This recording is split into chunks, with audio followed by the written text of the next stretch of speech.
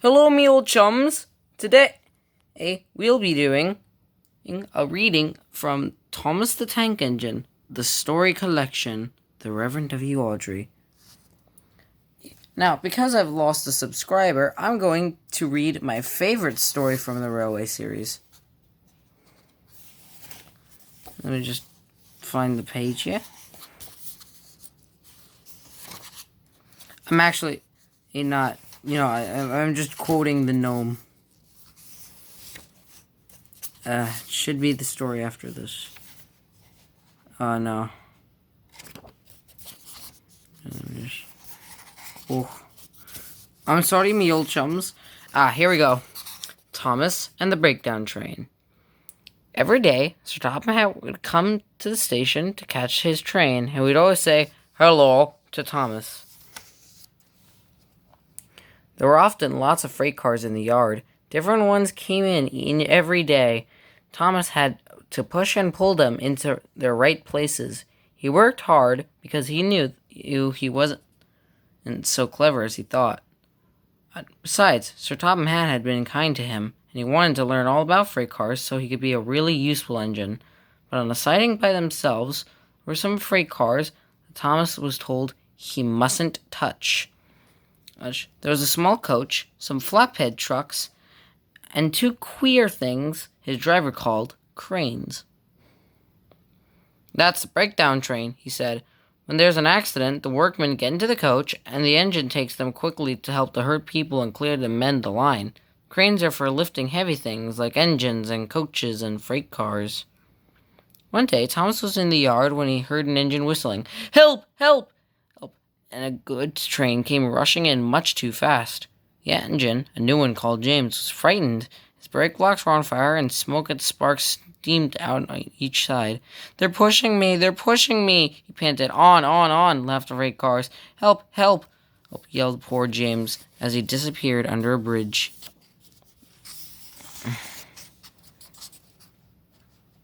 "I'd like to teach those freight cars a lesson," said Thomas the Tank Engine. Presently, a bell rang in the signal box, and a man came running. "James is off the line! The breakdown train! Quickly!"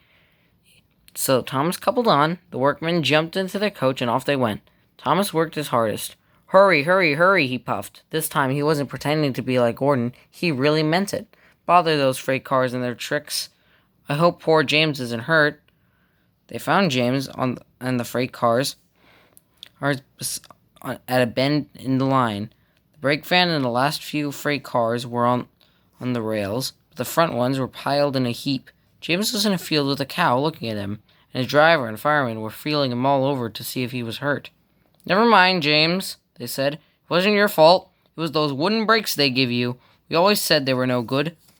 Thomas pushed the breakdown train alongside. Then he pulled the unhurt freight cars out of the way. "Oh dear," they groaned. Serves you right, puffed Thomas crossly. When the men put other freight cars on the line, and he pulled them away too. He was working hard, puffing backwards, forwards all afternoon. "This'll teach you a lesson, this'll teach you a lesson," he told the freight cars. Yes, it will, they answered in a sad, groany, creaky sort of voice. They left the broken freight cars and mended the line. Then two cranes put James on the rails. He tried to move, but he couldn't, so Thomas helped him back to the shed. Tom Hat was waiting anxiously for them. "Well, Thomas," he said kindly, I've heard all about it, and I'm pleased with you. You're a really useful engine. James shall have some proper brakes and a new coat of red paint, and you shall have your own branch line." "Oh, sir," Thomas said happily. Now Thomas is happy as can be. He has a branch line all to himself. He puffs proudly backwards and forwards with two coaches all day.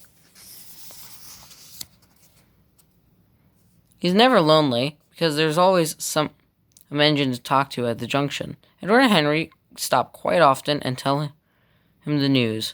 Gordon is always in a hurry, but